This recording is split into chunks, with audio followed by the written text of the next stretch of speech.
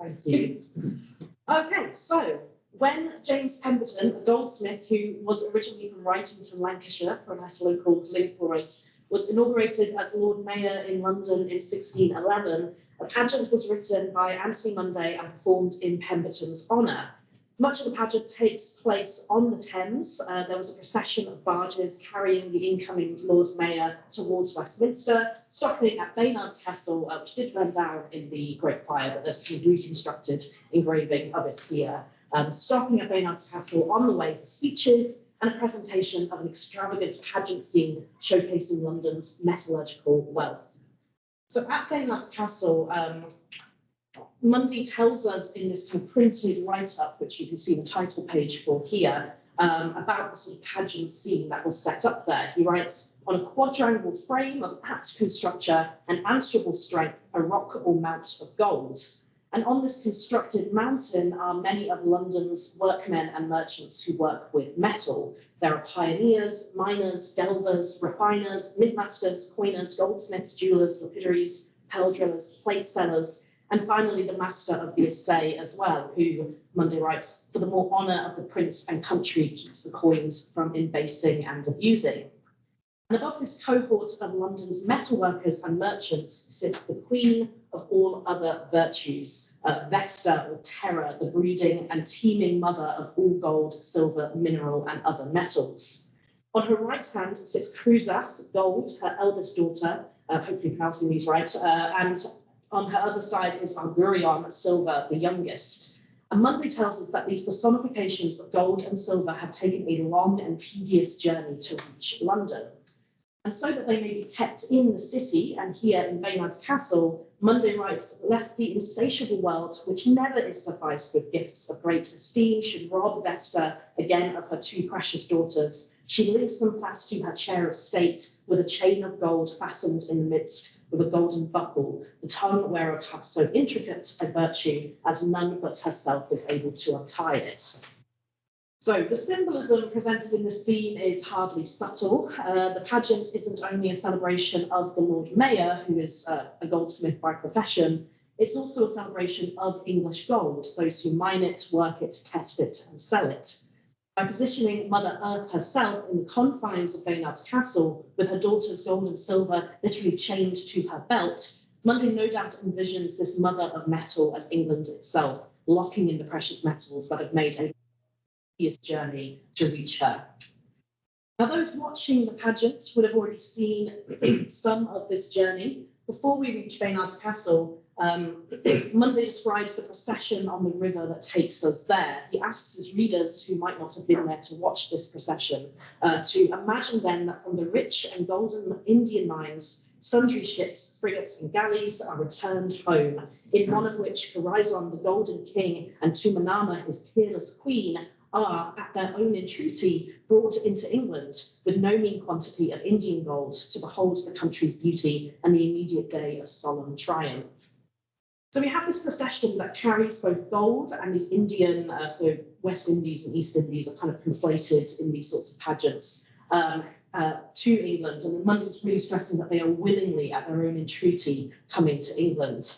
And another line here that I'm interested in is this line, returned home, which speaks to a wider theme of my talk today about how gold and the monarchs and people that accompany it are coming home to England. That is, gold, once it reaches English waters, is naturalised and made English. And I want to keep two of these images in mind throughout the rest of this talk. The first one being those Indian monarchs willingly bringing their gold along the Thames, and the image of Vesta in Baynard's Castle with her daughter gold chained to her. So today's talk is primarily about the concept of English gold, or rather the question, how can we make gold English? Despite the profusion of gold in Munday's pageant and its literal and symbolic chaining up in Baynard's Castle, English gold was not a common thing. It was almost never mined in Britain. And as I'll explain shortly, despite the common description of the early modern period as England's golden age, the presence of silver, bronze, lead and iron by far overshadowed the presence of physical gold in England. But gold in the early modern period was far more than a material good. My approach to gold in this period is somewhat inspired by the French historian René Sedillot, who writes, "Gold is a magic metal. Where geologists would like to see a mineral and economists a commodity, the sociologist and the historian must see a faith." For Munday and his contemporaries, gold was more often a faith than a mineral or commodity. It was also an ambiguous faith. Gold was the most virtuous and most noble of metals, but it's also tied to greed and earthly pleasure, and this paradox tinges much of the writing about it and its fantastical presentation at Lancaster Castle as well. Monday's pageant is also foregrounding the symbolic power of gold and the importance of it for England as an emerging imperial power. The central point that I wish to convey today then is that gold, despite being materially foreign matter, was something that, in literature of the period, was often imagined as being attracted to England and naturalised or made English once it was mined and returned home. Gold is imagined as inherently mobile, with England having the power to both mobilise it and fix it. And I'll cover the material and literary cultures of gold as foreign versus as English metal before turning to the final part of my paper, where I'll be giving a reading of Thomas Becker's 1600 play Old Fortunatus. So, gold, both physical material and a concept of faith, but as always, I find it useful to start with the material. So, in England, gold was not ubiquitous. It appears primarily in two sorts of objects. First in coins, and the second is in gilt, that is, objects gilded with gold leaf or plate. So let's start with coins, that ever-mobile form of gold that circulated across Europe. Much of the coinage in early modern England was silver. The exception to this was the angel, which you can see in the top left corner there. This was equivalent to around 10 shillings in the late 16th century. For elite circles, for Londoners and for merchants, gold coins were often found as well in foreign coinage, which was fairly freely exchanged in London markets in this period. English merchants and writers often refer to the foreign gold coinage used. We get Portuguese cruzados, French crowns, Spanish pistoles, Venetian ducats, and so on, very much openly exchanged on the market in London. And the other place where gold can be located is gilt, gold plate and leaf, often used to cover silver, brass, wood, or paper. The mechanical globe clock I sort of used as a background image for this slideshow is, while it was owned by someone who was English, the actual clock itself was not made in England. English goldsmiths were often considered to be less skilled than their European counterparts. And it's also not gold, it's gilded brass. And many of the gold objects that we see in museums and in castles and so on will tend to be gilded objects rather than made of pure gold. So England, yes, certainly full of gilt. The chronicler John Stowe describes the glistening beauty of Goldsmiths' Row, located on Cheapside, in his 1598 survey of London, not as glistening from gold, but rather from gilt. He writes, "It has the most beautiful frame and front of fair houses and shops that be within all the walls of London or elsewhere in England, beautified towards the street, with the goldsmiths' arms and the likeness of woodmen riding monstrous beasts, all of which is cast in lead, richly painted over in gilt." And in the theatre, the trump loyal, used to give wood the appearance of three-dimensional gold-leaf surfaces, gives, as Gabriel Egan suggests, Hamlet's reference to the sky above him as a majestical roof fretted with golden fire more clarity, if one thinks of the gilded fretwork on the underside of an amphitheatre playhouse stage cover. So aside from gold coins and gilt, actual gold is not quite as widespread as one might expect in early modern England. Silver really was the language of status, a visual vocabulary, as the Glanville puts it, for elite and middling sorts. Demand for silverware was at an all-time high. Henry VIII often displayed his silverware to the public at Greenwich when ambassadors were visiting. And though wealthy families displayed vast silverware collections as a status symbol, silver spoons were personal objects owned by many classes of people, often given baptisms, funerals, and so on. And yes, despite this period often being described by us as England's golden age, contemporary writers were far more likely to, as per Ovid, refer to their current age as an Iron Age. This long-held aphorism was certainly not new to the early modern period, but it was strengthened by the ubiquity of iron in early modern England. Iron was everywhere, and the late 16th and early 17th century saw the first large-scale ironworks in the Weald. So Decker, who I'll return to later in this paper, writes in another pageant, the one put on by ironmongers, were there no gold nor silver in the land, yet navigation on which iron does stand could fetch it in. Gold's done into the sun, but iron is hard employed, by whom is done more than the other dare. So we can see from this quotation that the lack of English gold from English soil meant that many economic treatises and proclamations, they also significantly, specifically discouraged the exportation of gold out of England, suggesting that England, like Vesta in Monday's pageant, must chain her gold to her belt. But if early modern England was experiencing more of a silver or an iron age than a golden age, then where is all the gold to be found?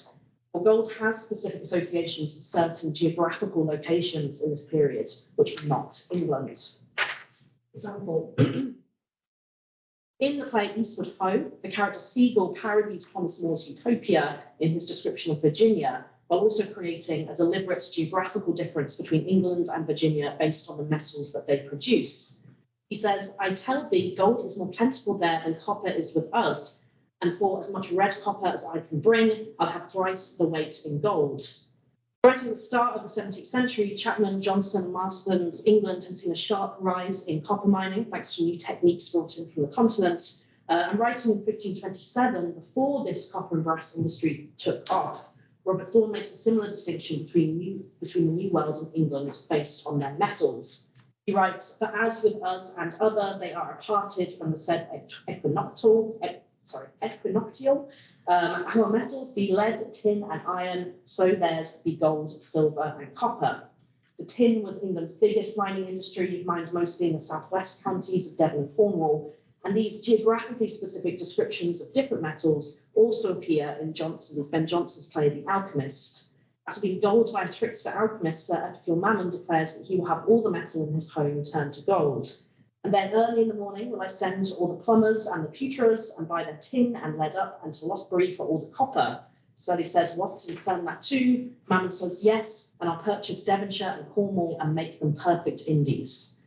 So Mammon draws up a variety of geographical associations with particular metals. Devon and Cornwall, as mentioned, were important mining areas, and Mammon's linking of the London street Lothbury to copper is because this is a street where copper founding still was taking place.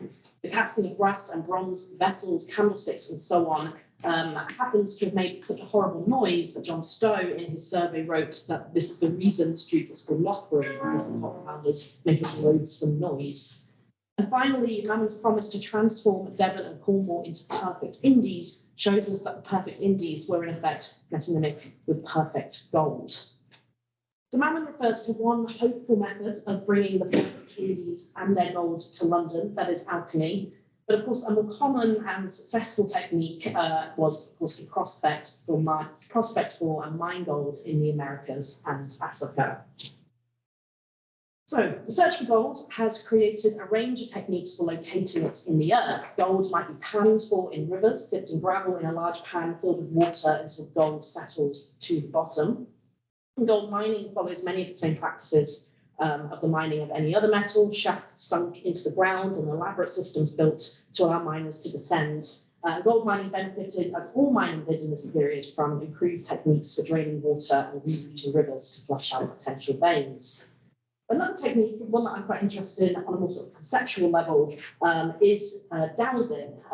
So this is using a divining rod or a dowsing rod, a specially shaped stick or forked twig that's made from wood or metal. Now, Georgius Agricola, who wrote a major metallurgy treatise in the mid-16th century, writes different metals require rods of different types of material. Hazel twigs for silver, ash for copper, pitch pine for lead and tin, and rods made of iron and steel for gold. And Agricola describes the practice as follows. All alike grasp the forks of the twig with their hands, clenching their fists, it being necessary that the clenched fingers should be held towards the sky in order that the twig should be raised at that end where the two branches meet. Then they wander hither and thither at random through mountainous regions. It is said that the moment they place their feet on the vein, the twig immediately turns and twists.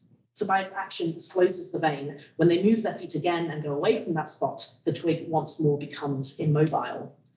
So significantly from my paper today, Agricola also adds that if for some reason the dowsing doesn't work, that this is due to some peculiarity of the individual holding the rod, which hinders and impedes the power of the vein. This hidden quality of a man weakens and breaks the force, just the same as garlic weakens and overcomes the strength of a magnet.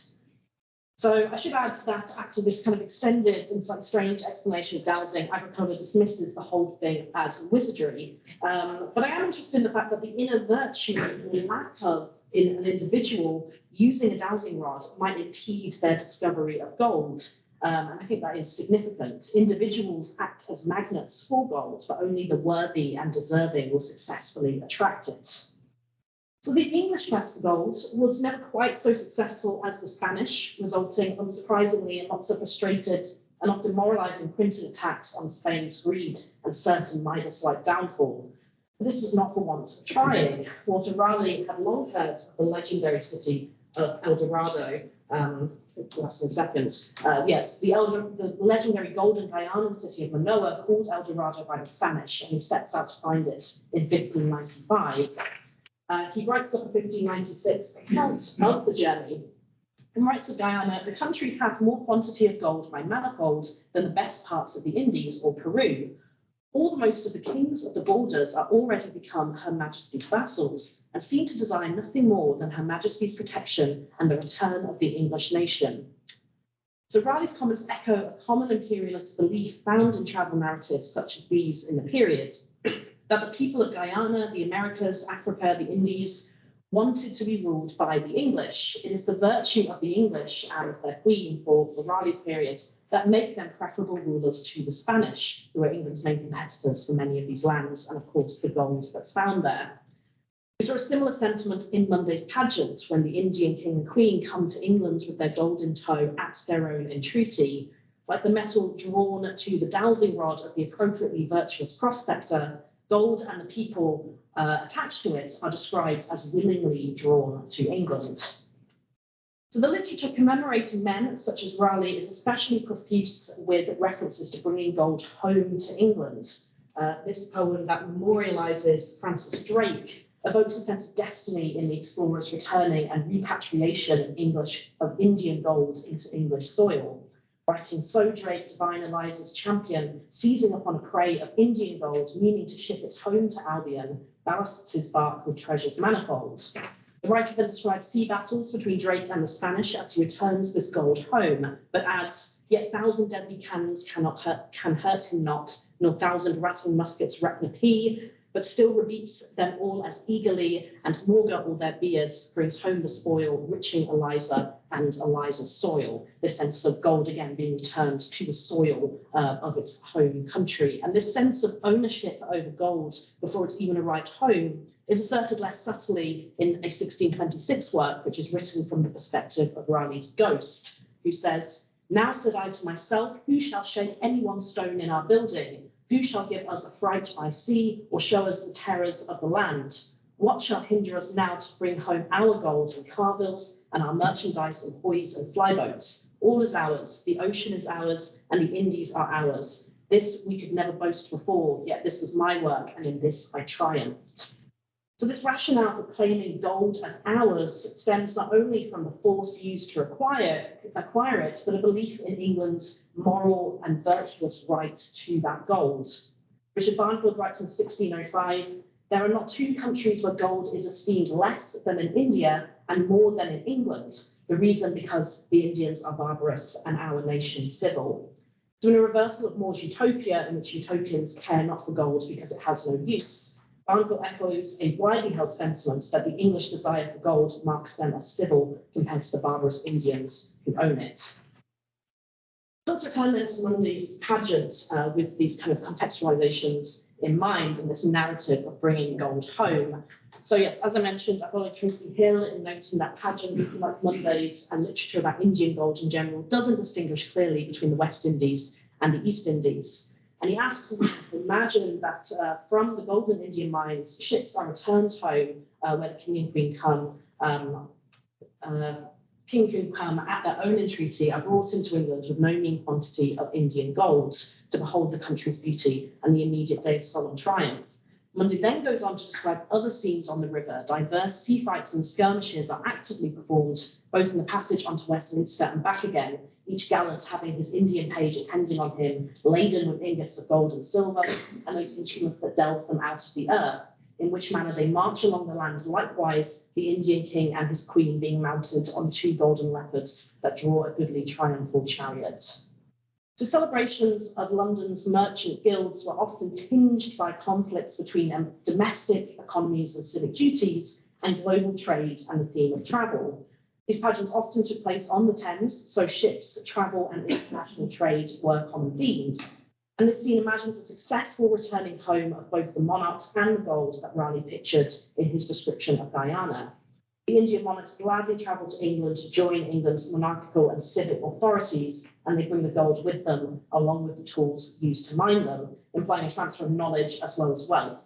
Although I should add that they are returning home to England's beauty, establishing ownership and superiority over the gold and the monarchs, even though England cannot, of course, produce these gold ingots itself. And mobility and travel is emphasised too in this scene. We're giving a list of ships which perform sea fights and skirmishes as they travel down the Thames and back again, making the destination of Baynard's Castle, and therefore London itself, as a sort of, to be anachronistic in my own metaphor, centre of gravity, or to be more metallurgical, a lodestone or magnet for these ships, people and gold. In effect, England's quest for gold and imperial power is an attempt to draw both gold and people under England's control. So I'm going to dig into this idea of gold as inherently mobile, as gold is an inherently mobile metal, but also one that could be mobilized by certain people, countries and spaces, and eventually naturalized in those spaces. And I'm going to do so through a reading of Thomas Decker's play, Old Fortunatus. So, Old Fortunatus, we think, is Decker's first play. It's based on a German chapbook about the legendary figure / literary persona Fortunatus, the man with a purse that can eternally produce coins, usually gifted to him by fortune herself. Decker's play seems to have enjoyed considerable success at the end of the 16th century. It was performed first in 1596 at the Rose Theatre, and then Decker was paid to revise it for a Christmas performance at court in 1599. And it's from this performance that we get the 1600 printed version, and that we also get a dialogue added to the start of the play, in which an Englishman and a traveller are on their way to the Temple of Eliza to pay homage to the Queen, as if they're pilgrims. And although this is one of the few moments in this play that's relatively static, the theme of travel still pervades the scene, including a final call to Elizabeth to grant her imagination to the actors that are playing parts in this, so the play can travel to all the different locations that it will cover. The traveller says, "And for this small circumference, the stage must stand for the imagined surface of much land, of many kingdoms, and since many a mile should here be measured out, our muse entreats your thoughts to help poor art." So the importance of travel and gold is really central in this text. That's all about travelling and bringing gold with you. And the importance of travel and gold in this play has not gone unnoticed, especially by William S. Sherman, who has written on both. He describes the play as the period's most potent emblem of the twin forces of travel and trade, and separately as one of the most extensive literary explorations of gold. But I want to add to this that travel and gold are also tied together in this text, alerting us to gold's inherent mobility in the minds of English writers, and to convey an English desire to both attract and contain the world's mobile gold. So I'll give a very brief summary of the story. Fortunatus, as he appears in most versions of the story, is native to Famagusta in Cyprus, and he's granted an inexhaustible purse of gold coins by fortune. He uses this purse to travel the world and makes his way to Turkey, where he tricks a sultan into giving him a magical hat, which allows him to transport anywhere in the world. And when Fortunatus dies, he gifts the purse and hat to his sons, who spend the second half of the play travelling between Cyprus and medieval England, where, through various actions of their own, they're eventually executed. The frequent travelling taking place in the plot of the play foregrounds the importance of travel, but mobility and travel are very much built into the play from the start.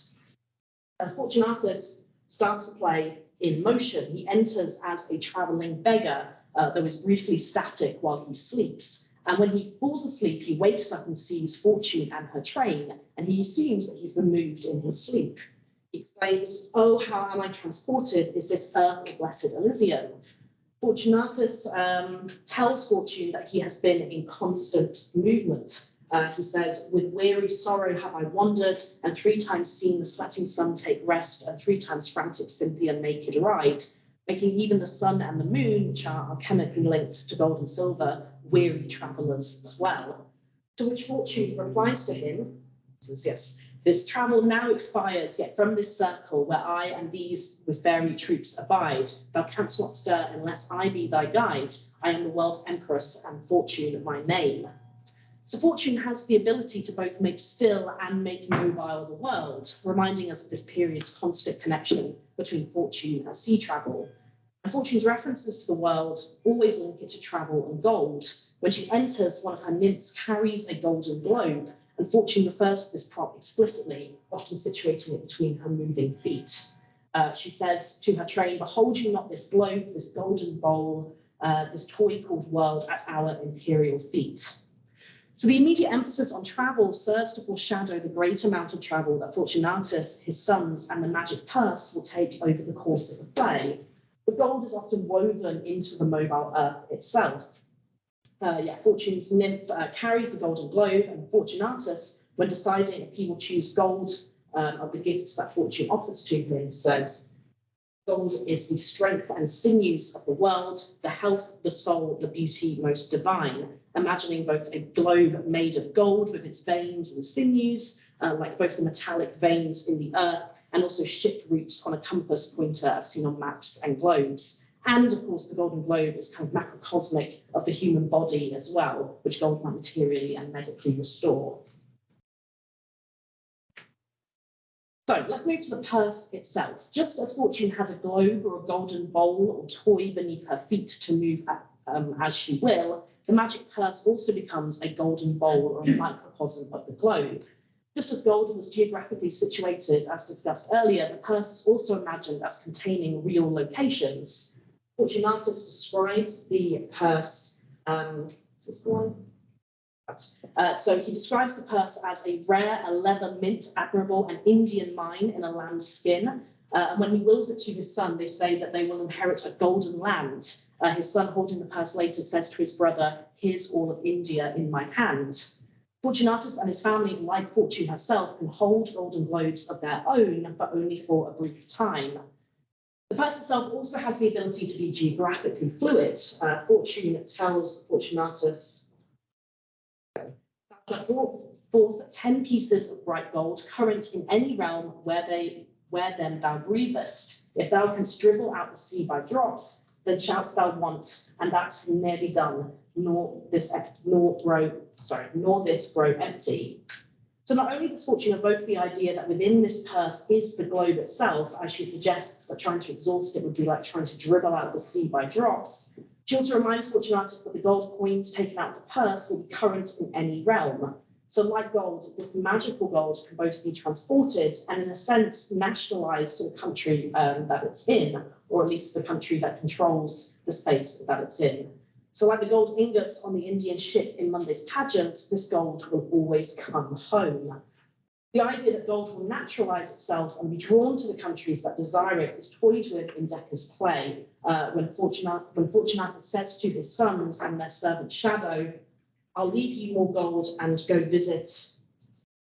I'll leave you more gold and go visit more countries, to which Shadow replies, leave us gold enough and we'll make all countries come visit us. These moments highlight the power of gold both to make its bearers mobile and also to mobilize other countries and people, as it does the fictional Indian monarchs in Monday's pageant. So that gold has the ability to mobilize and transform the characters who benefit from it. It also has the ability to mobilize and transform the characters themselves. The magic purse allows Fortunatus and his son to travel the world in a literal sense, especially once coupled with the magic hat. But it also allows them to become mobile in a social sense. They go from beggars to courtiers, able to converse with kings and princesses. As Sherman suggests, literally overnight, Fortunatus' family acquire not only capital, but cultural capital, perhaps fulfilling a wish held by some that gold might allow for upward social mobility.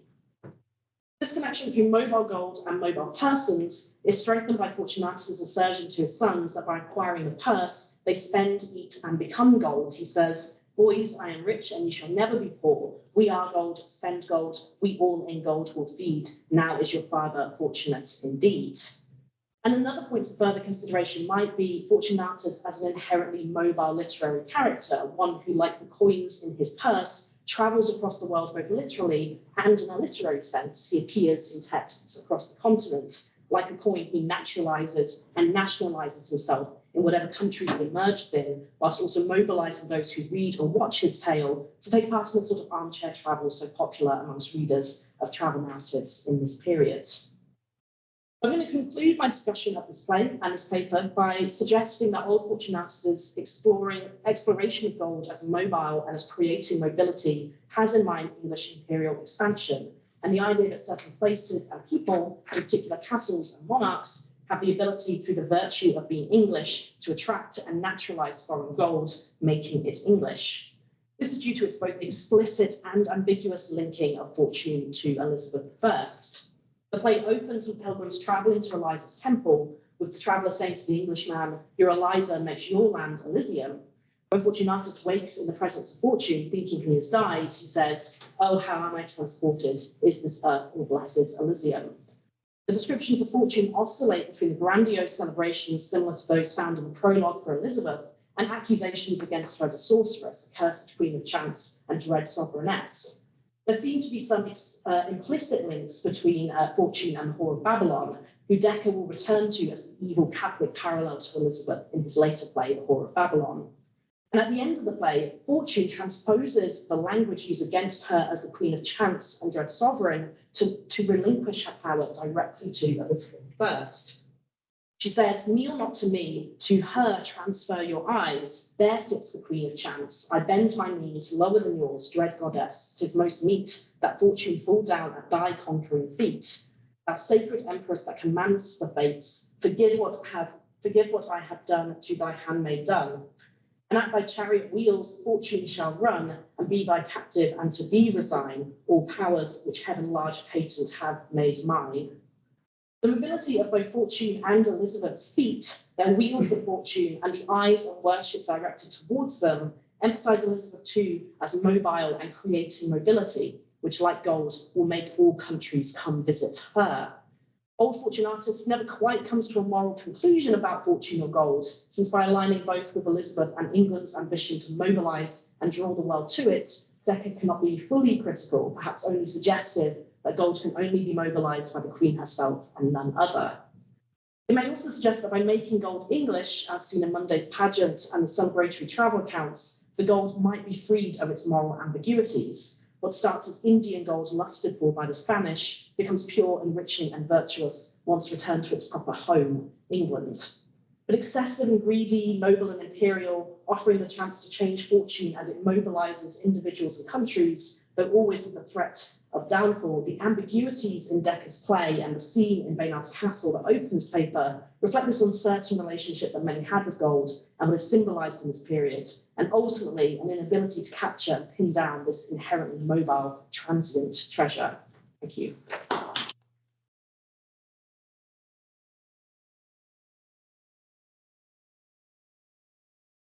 I'm going to try to see. Can I just ask? Thank you very much, I should say. Take a breath. Think start thinking questions.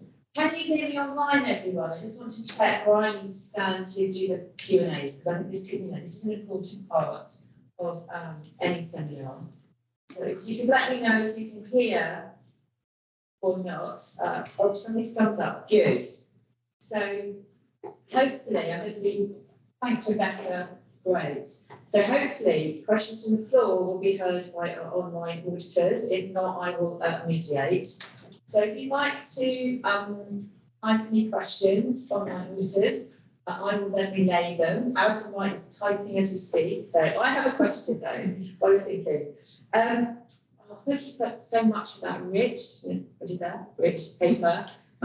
It's such a pleasure to hear work. This is newish work for you. Very new work. Very new work. So, but I hope the question I'm going to ask you comes from a place of inquiry. It's not difficult. But do you think there are significant differences? Can you say that between Tudor and Jacobean relationships to gold? But I wonder, although I'm thinking maybe the Barney's Ghost thing goes with that.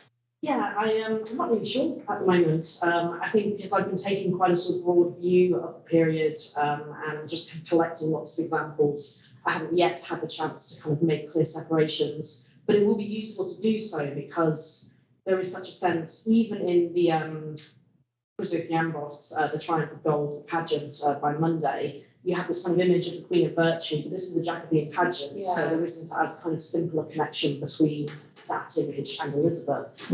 I do know that James and his wife were sometimes figured in alchemical terms, with him being the kind of sun and gold and her being the silver moon. So I'm interested to see if that sort of highlights things. And then, so when we have sort of Queen of Virtue figures, is this kind of sign of the kind of unification of the two to create gold and silver as the children? But the children are kind of chained to the castle, so I don't really know if that's going to map onto the kind of king and queen as well. So I think that there are sort of shifts in how these figures are used as kind of emblems and as sort of magnetising forces. I found Elizabeth to have some much more clear, unambiguous discussions of her as kind of being this virtuous force bringing in gold. Still need to look more into the Jacobean side of it to see if there's a similar rhetoric there. It sounds like a really, such a fascinating. I mean, you're interesting. It's such a fascinating. Thank you. Thank you for sharing it with us this morning. There's a question online that from Annie Harper, which I'm not quite sure how much were there. Can you just gloss a little bit more, Annie? That would be really helpful. If you just gloss that, that would be really helpful. I'm a bit slow on the uptake on Saturday morning. There's another question from I'll just wait for Annie to finish.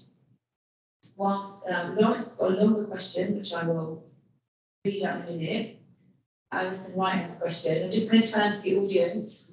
Okay. Oh, Annie, still keep going, Annie. I think you just need to type a little bit more. I'll come back. Any questions from the floor? Catherine, thank you. I've got two questions, one's which very quick. Can I just check that they can hear you? Yeah. Can you hear Catherine, who's speaking from the middle of the room? Rebecca, I'm sorry to hear you again, but I know you the best online. Can you hear Catherine? I've got two questions. So the first is very quick. I just wondered the reference from agriculture about dowsing. Where would I be able to find that? Because I'm really, really intrigued by it. So it's from his De Re Metallica, so DE and RE Metallica.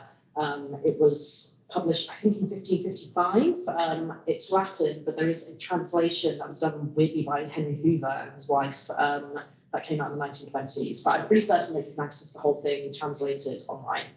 But yeah, De Re Metallica. And I mean, it's massive and it's just full of stuff about metalworking and mining, and every single metal you can imagine is covered in it. So yeah, there's loads of fun stuff. Really cuts it. And woodcuts as well. It's full of woodcuts and everything of the kind of mine shafts, and yeah, it's a really great text. Amazing. The second question is a more contemplative one, and it's really an invitation for you to reflect a bit more on perhaps some of the things of your talk, which I really, really enjoyed. By the way, it's given me all sorts of ideas and things to think about.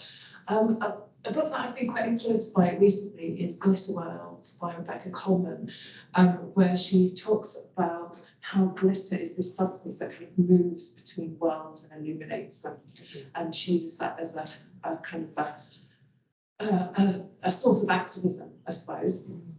So she's very fixed in a contemporary context. And what I was really fascinated by your talk was the way that you also identify this mobility within gold as a substance and the way it kind of moves between worlds which are much more materially defined perhaps than Rebecca Coleman does in her work.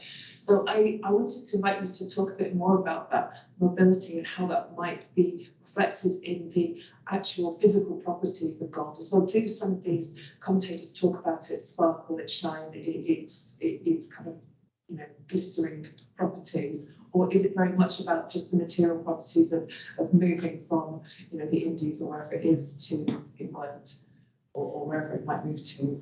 Yeah, so this is a great question, and I think with all metals in this period, there's always a kind of relationship between the metaphorical and the material when writers talk about them. So certain metals kind of have these certain associations. So iron, which I've done quite a bit of work on, is like debased and hardy, but also useful. And then gold is such a weird one, and something that I'm sort of trying to think through with it is this idea that compared to a lot of the other metals that I've looked at, it seems to have less of this material basis. It seems that there's a kind of super rich, kind of metaphorical, imagined understanding of gold.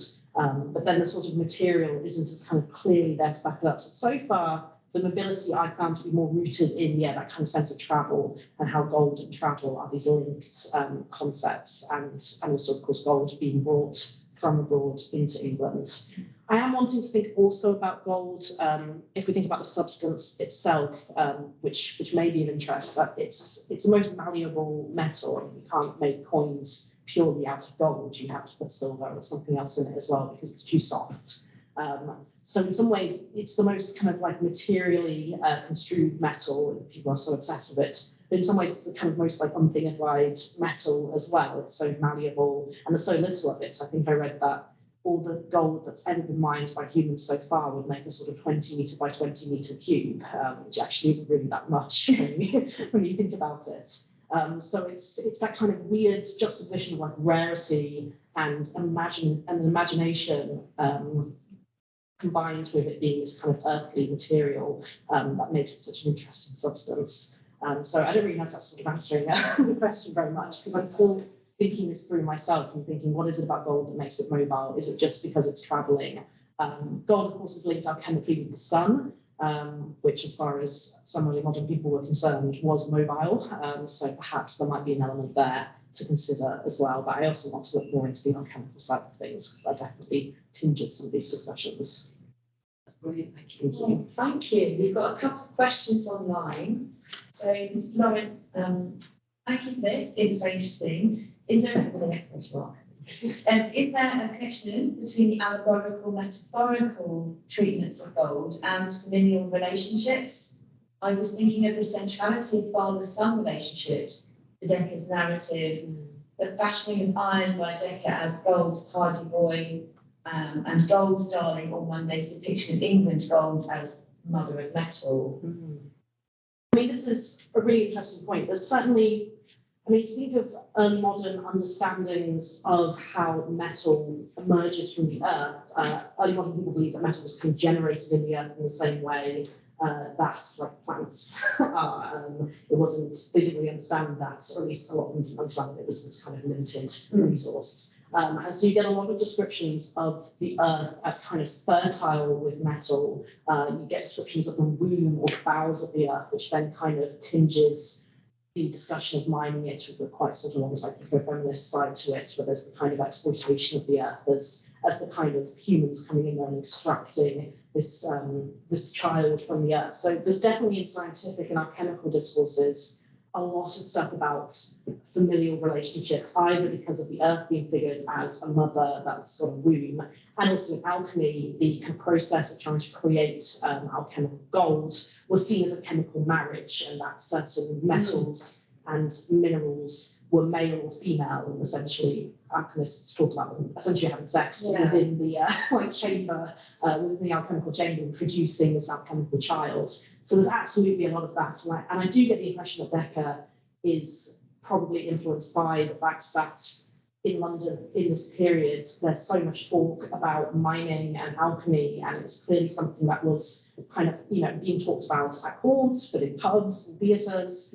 So I imagine that at the very least that there was some sort of popular understanding of this link between the creation of metals and certain metaphorical and also perhaps even physical ideas about sort of familial relationships and children is where I think it's coming from. But again, still need to probably do a little bit more work to sort of see if I can kind of tie up all the connections. Oh, brilliant. Thank you for that question. Was that a good question? Yes, yeah, that's great. Brilliant question. Thank you. Thank you. So, question now from Alison Wright. Alison, thank you for a marvellously stimulating talk. I have a question about the application of coming home in the description of the pageant.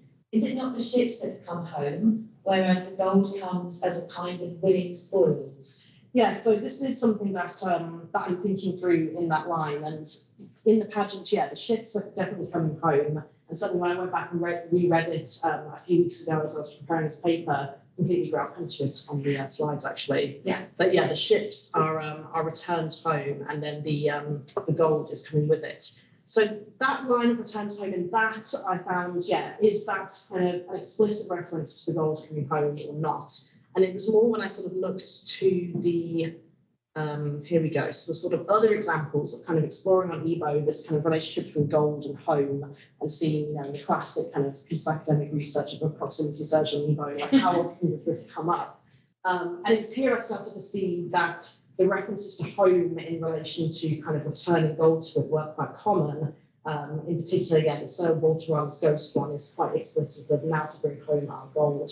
So I do think that the kind of description of bringing home gold isn't necessarily super explicit all the time, and completely agree that in that one, it is the ships coming home, the gold is coming on with it. But I think within the wider context of how often this relationship between home and the returning of gold comes up, that there is something there about kind of making a home for the gold too. But definitely something to consider, and I do need to think through kind of how much to push that side of it, or whether or not to focus more on the mobility side of it. So yeah, thank you, Alison. Yeah, thank you. Great question. I'm going to ask it to the floor. Yes, Natasha, thank you. Yeah, thank you, Emily. It's brilliant, actually. Really, really interesting. Lots of kind of really good kind of nuggets.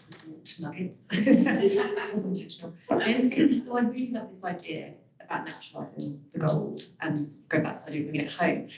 And I wonder whether that, in a way, legitimises it in a way. So there's a really interesting work about the pearl industry, and obviously with pearls, we associate a lot with Elizabeth I and the idea about purity and virginity, and it's, you know, could be, when you think of pearls now, you think of them in this sort of very positive way, but actually this work, I can't remember the reference off the top of my head, is actually looking at quite murky industry behind pearls, and actually, you know, having, you know, kind of how dangerous it was, you know, very young boys often sort of going down and fishing for them.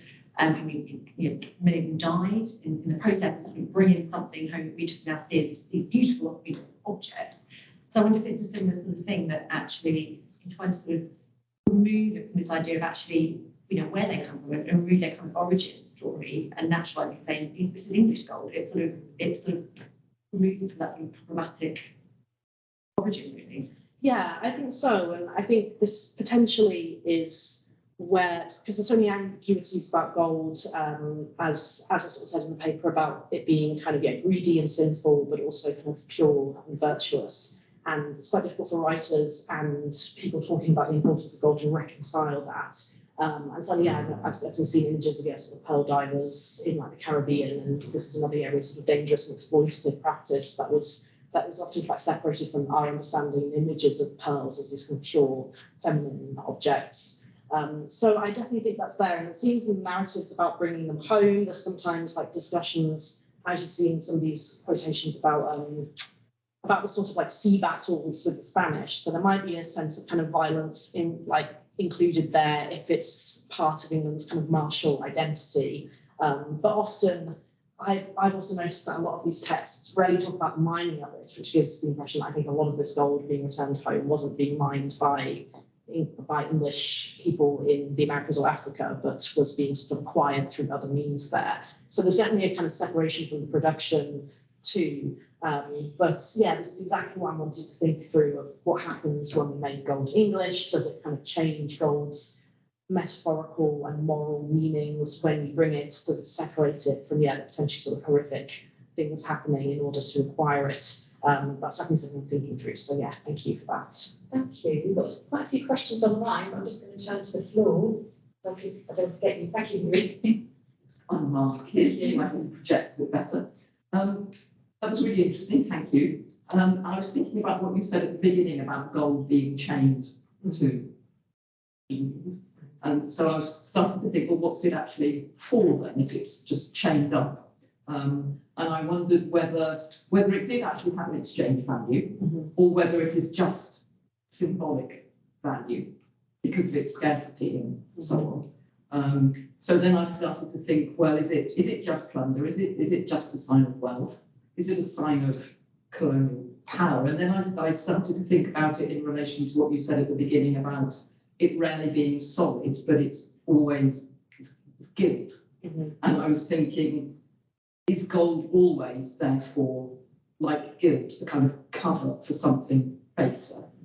And then I started thinking about gold as the outcome of the alchemical process, and I was thinking, well, maybe it's not so much the outcome, if you're thinking about it symbolically. Is it almost as if the gold itself is the philosopher's stone, because it can transform these kind of baser impulses or elements or whatever and make them into something else. So it's the transformative power of gold that is what is precisely what is value? Yeah, so I'll start off with the question of what is gold for? I mean, there are sort of gold coins circulating, but I actually don't know and need to look into sort of what this gold that was being brought in was being used for. I do know that these kind of proclamations and economic texts of the period are very much sort of saying that we need to stop exporting our gold to pay for things and use English grown stuff for paying for things as much as possible so we can keep our gold here. So there's definitely an anxiety about kind of keeping gold in England and not handing it over to kind of foreign merchants. But definitely need to think more about what was happening. Was it just treasure? Was it being converted into bullion? That's actually something that I'm not sure about at this stage. The question about guilt as well. I mean, guilt is this really weird thing. I talked about this at a conference which Liz chaired last year. That it kind of occupies a strange space where you see some moral and religious texts saying that that gold is okay, to have gold in your home is fine, but you can't have guilt in your home. Because of this idea that because it's used as a cover and because it's covering something lesser, that makes it more morally suspect. And also Alison Wright, who is here, talks about this in Florentine context. It's really great work as well. And I've also seen things talking about transparent gold, that the city of heaven is made of transparent gold, and writers wanting to kind of turn themselves, particularly sort of religious writers of the 17th century, wanting to kind of become transparent gold, which I'm thinking through is it because the transparency means it's see-through, and poor Babylon has a gold cup that covers all of her poison, and so is there a sense that if gold is covering anything, if it's not transparent, then does that make it again morally suspect? But it's very much thinking through these ambiguities. And I don't think any modern people were certain either. I think again they felt quite conflicted about gold as something that was representative of power and virtue, but also at the end of the day was earthly and sinful. And then finally, gold and transformation.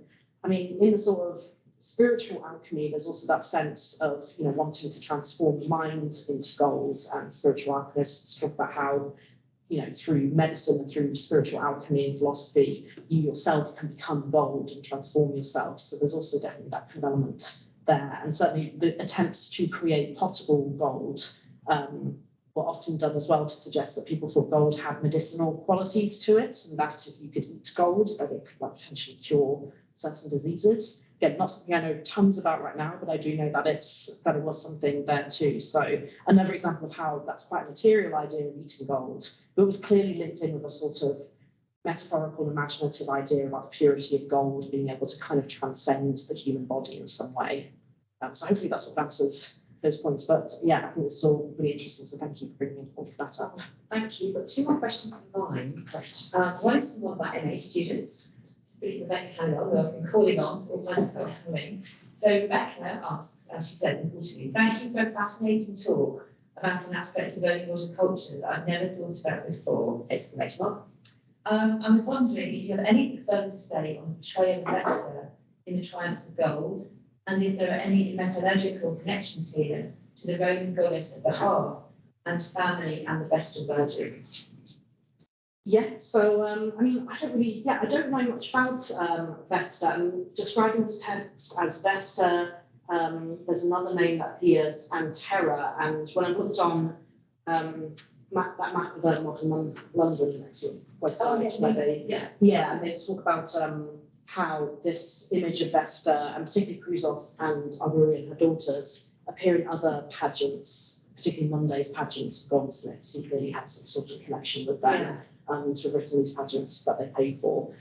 So clearly there were these symbolic figures that were cropping up, but need to find out more. Again, I think there's clearly that sort of Mother Earth classical link here that's kind of weaving in lots of different storylines about the relationship between the earth and gold and silver. I mean, I've highlighted, I didn't sort of read it out in the paper, but in the quotation, the long and tedious journey is described. Gold and silver may seem to have had through their mother's large limits and rocky kingdoms. And he actually goes on to talk about the sort of veins of the earth and the oceans that this gold and silver have come up through. So there's quite sort of material sense of this is kind of the earth itself, but also clearly this, if you imagine the pageant scene in the castle, it's clearly being done in a way to kind of emulate the sort of Roman pageants. And I think he even makes a reference to, just as the Romans did, we also celebrate our magistrates, and that's why this pageant is happening. So it's clearly some sort of illusion going on, at least a practice of presenting pageants in this very hyper-symbolic way. And nice looking castle, thank you. And